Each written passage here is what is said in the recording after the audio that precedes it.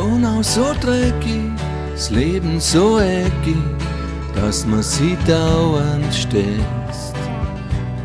Ich steh auf der Brücken, ein Dampfer im Rücken, der fährt Richtung Budapest.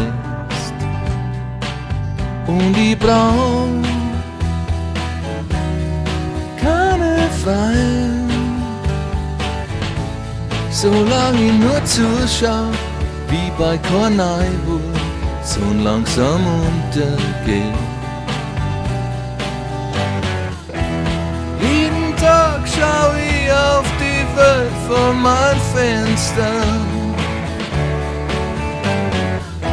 und es mit Fisch am Abend und das spät, wann die Sonne untergeht.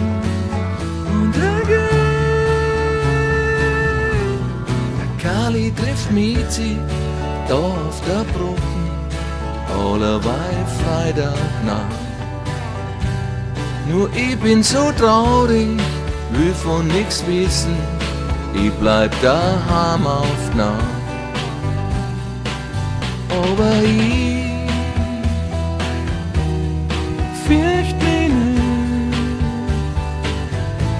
solange ich nur zuschau, wie bei Korneiburg, so langsam untergeht.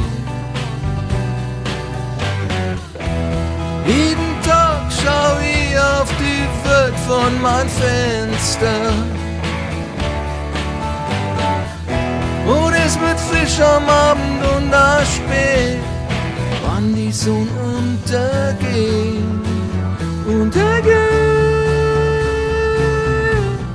So viele Menschen sind auf der Brücken, aber kein interessiert. Der Kali und Mieze, die gingen jetzt einkennt und immer köder wird. Doch die zwei brauchen kein, solange sie nur zuschauen, wie bei Korneiburg, so langsam untergeht.